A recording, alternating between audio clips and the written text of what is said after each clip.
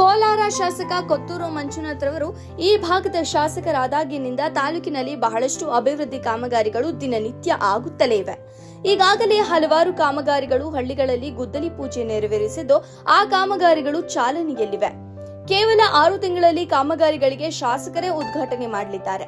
ಇಷ್ಟೆಲ್ಲಾ ಅಭಿವೃದ್ಧಿ ಕೆಲಸಗಳು ಮಾಡುತ್ತಿದ್ದರೂ ವಿರೋಧ ಪಕ್ಷದ ನಾಯಕರ ಟೀಕೆಗಳು ಮಾಡುತ್ತಲೇ ಇದ್ದಾರೆ. ಅವರ ಟೀಕೆಗಳು ಅಳಿಯುತ್ತವೆ, ಅಭಿವೃದ್ಧಿ ಕೆಲಸಗಳು ಮಾತ್ರ ಉಳಿಯುತ್ತವೆ. ಮುಂದಿನ ಚುನಾವಣೆಗಳಲ್ಲಿ ಜನಸಾಮಾನ್ಯರು ಇದಕ್ಕೆ ಉತ್ತರ ನೀಡಲಿದ್ದಾರೆ ಎಂದು ಬ್ಲಾಕ್ ಕಾಂಗ್ರೆಸ್ನ ಅಧ್ಯಕ್ಷರಾದ ಮೈಲಾಂಡಹಳ್ಳಿ ಮುರಳಿ ಹೇಳಿದರು.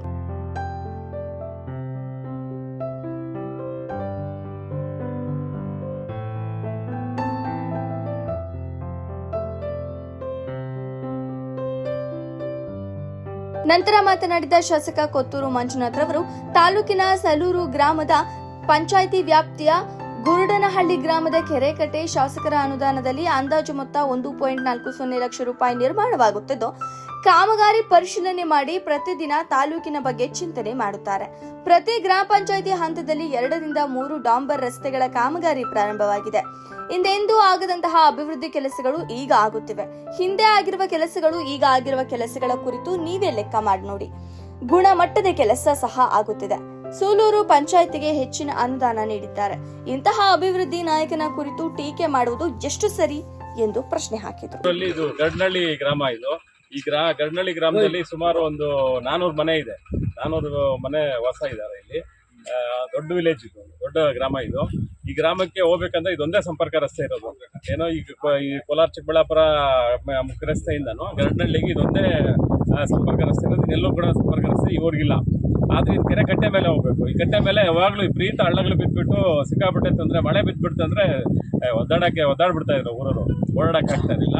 ಹಂಗಾಗಿ ಇವರು ಎಲ್ಲರೂ ನಮ್ಮ ಶಾಸಕರ ಹತ್ರ, ಕೊತ್ತೂರು ಮಂಜಣ್ಣವ್ರ ಹತ್ರ ಮತ್ತು ಅನಿಲಣ್ಣವ್ರ ಹತ್ರ ಇವರೆಲ್ಲ ತುಂಬ ಬೇಡಿಕೆ ಇಟ್ಟರು ಈ ಗ್ರಾಮಸ್ಥರು ಲಾಸ್ಟ್ ಟೈಮ್ ಎಲೆಕ್ಷನ್ ಟೈಮಲ್ಲೆಲ್ಲನೂ. ಹಾಗಾಗಿ ಇವತ್ತು ಮಾನ್ಯ ಕರ್ನಾಟಕ ಸರ್ಕಾರದ ಜನಪ್ರಿಯ ಮುಖ್ಯಮಂತ್ರಿಗಳಾದಂಥ ಮಾನ್ಯ ಸಿದ್ದರಾಮಣ್ಣವರು ಮತ್ತು ಉಪಮುಖ್ಯಮಂತ್ರಿಗಳಾದ ಡಿ.ಕೆ. ಶಿವಕುಮಾರ್ ಸಾಹೇಬರು ಮತ್ತು ನಮ್ಮ ಜಿಲ್ಲಾ ಉಸ್ತುವಾರಿ ಮಂತ್ರಿಗಳಾದಂಥ ಬೈರತಿ ಸುರೇಶಣ್ಣವರು, ಹಾಗೆ ಅವರ ಸಹಕಾರ ಪಡ್ಕೊಂಡು ನಮ್ಮ ಶಾಸಕರು ಜನಪ್ರಿಯ ಶಾಸಕರು ಈಗ ಈ ಭಾಗದಲ್ಲಿ ಅತ್ಯಂತ ಹೆಚ್ಚು ಕಾಮಗಾರಿಗಳ ಮಾಡಲಿಕ್ಕೆ ಅವರೇ ರೂವಾರಿ.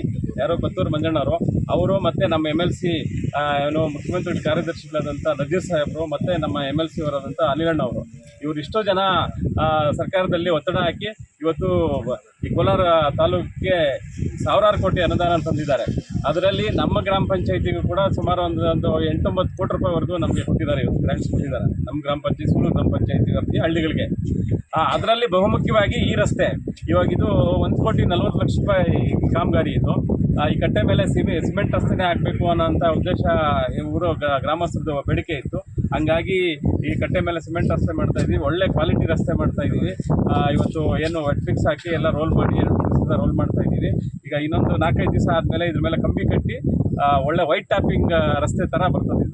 ವೈಟ್ ಟಾಪಿಂಗ್ ಮಾಡಿದ್ರೆ ಹೆಂಗೆ ಬರ್ತದೆ ರೋಡು, ಆ ಥರ ಇದು ಕಂಬಿ ಕಟ್ಟಿ ಮಾಡ್ತಾ ಇದ್ದೀವಿ. ಇನ್ನೊಂದು 50 ವರ್ಷ ಆದರೂ ಕೂಡ ಈ ರಸ್ತೆಗೆ ಏನೋ ಒಂದು ಸಣ್ಣ ಡ್ಯಾಮೇಜ್ ಕೂಡ ಆಗದಂಗೆ ಇರಬೇಕು ಅನ್ನೋವಂಥ ಒಂದು ದೃಷ್ಟಿ ಇಟ್ಕೊಂಡು ರಸ್ತೆ ಮಾಡ್ತಾ ಇದ್ದೀವಿ.